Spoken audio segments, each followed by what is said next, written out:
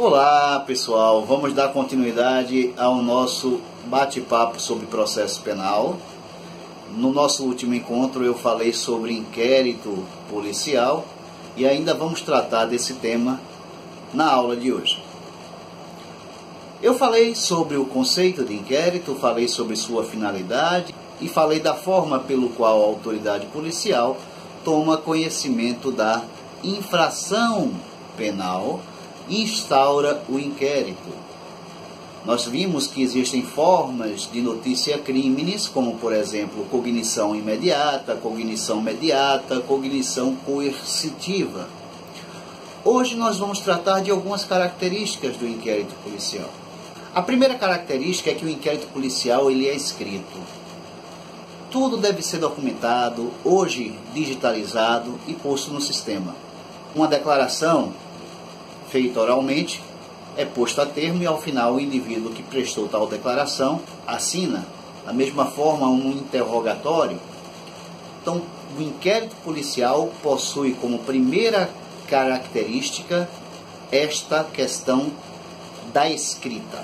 Segunda característica, o inquérito policial ele é inquisitivo. E o que significa dizer isso? Que nesta fase não existe a questão da ampla defesa do contraditório. Não é que o investigado não vai ter direito a constituir um advogado. Muito pelo contrário, ele deve constituir advogado porque é uma fase imprescindível, para a propositura de uma ação penal. E eventuais vícios constantes no inquérito policial podem ensejar, por exemplo, um pedido de relaxamento de prisão, que a gente vai ver mais adiante em que consiste. Então, nesta fase, embora seja inquisitivo, o investigado ele não tem a obrigatoriedade de se manifestar. Ele pode permanecer em silêncio.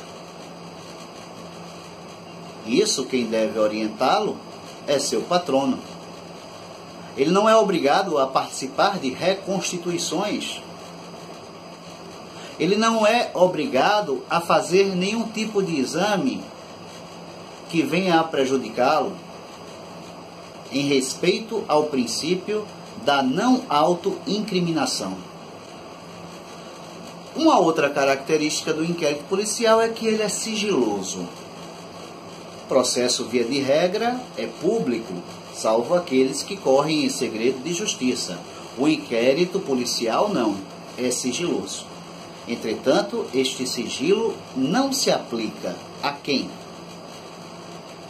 Ao juiz, ao membro do Ministério Público, ao promotor de justiça, e não se aplica também ao defensor do investigado, tendo direito este a ter acesso a tudo aquilo que já foi documentado.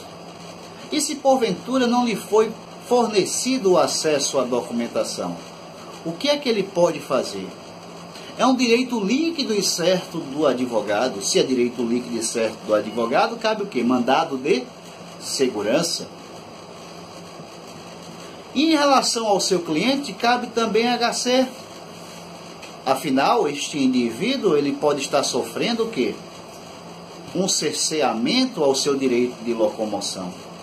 Então, caberia HC em favor do paciente investigado e mandado de segurança em favor do próprio advogado para que ele tenha acesso àquilo que já foi documentado nos autos do inquérito policial e que está lhe sendo, de alguma forma, obstruído. Quais são os princípios principais que regem o inquérito policial, que norteiam o inquérito policial? O primeiro princípio é o princípio da obrigatoriedade. A autoridade policial, ao tomar conhecimento da infração penal, está obrigada a instaurar o inquérito policial. Observe que este princípio só é adotado nos crimes de ação penal pública incondicionada. Não valendo tal princípio para os crimes de ação penal pública condicionada, nem nos crimes de ação penal privada. Outro princípio muito importante é o princípio da indisponibilidade. Instaurado o inquérito policial, o delegado de polícia, a autoridade policial, não pode arquivar o inquérito. Não é prerrogativa do delegado arquivar inquérito policial. Quem arquiva inquérito é juiz, a pedido do Ministério Público, sendo este pedido fundamentado. Então imaginemos que o membro do Ministério Público recebe o inquérito, os autos do inquérito policial concluso. E lá, ao analisar o inquérito policial, constata o promotor que não há elementos suficientes para a propositura da ação penal. O que é que o Ministério Público faz? Ele pode requerer novas diligências ou ele pode decidir pelo pedido de arquivamento. Então ele fundamenta este pedido, encaminha ao juiz de direito para que o juiz determine o arquivamento ao delegado de polícia. Imaginemos que o juiz não concorde com as razões, com os motivos, com os fundamentos do promotor de justiça. O que é que ele faz? Não concordando o magistrado com o membro do Ministério Público, ele vai encaminhar os autos do inquérito policial ao chefe do MP, que no âmbito estadual é o Procurador-Geral de Justiça. O Procurador-Geral de Justiça tem três possibilidades. Concorda com o juiz e ele mesmo oferece denúncia. Ele pode nomear um outro membro do Ministério Público que funcionaria como longa-manos do procurador. Ou ele pode concordar com seu colega promotor de justiça e ratificar pelo pedido de arquivamento. Neste caso, o magistrado não teria uma outra opção senão arquivar. Afinal, o titular da ação penal é o MP e não o juiz.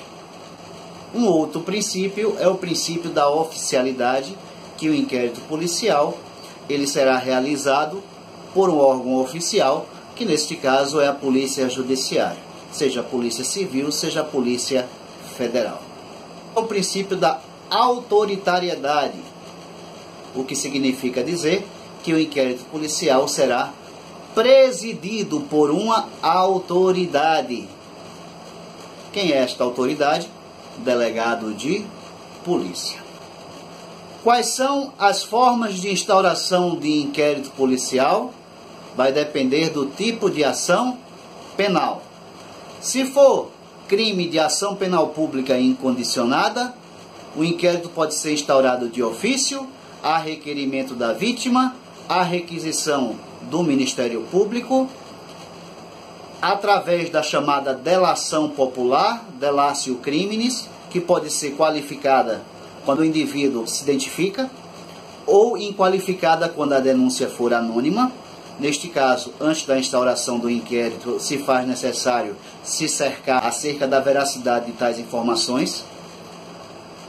E também o inquérito policial nos crimes de ação penal pública incondicionada pode ser instaurado através do auto de prisão em flagrante. Nos crimes de ação penal pública condicionada, aí a instauração do inquérito se dá através de quê?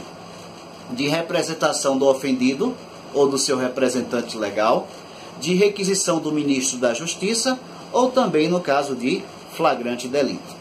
E nos crimes de ação penal privada, está presente também a possibilidade de instauração através do flagrante delito e também nos casos de requerimento da vítima. Observe que nos dois últimos casos a continuidade do inquérito policial se dará se houver a manifestação da vontade da parte interessada. Ok? Amanhã nós continuaremos o assunto inquérito policial, falando sobre prazo para a conclusão do inquérito policial e demais institutos pertinentes. Grande abraço, fiquem com Deus e até lá.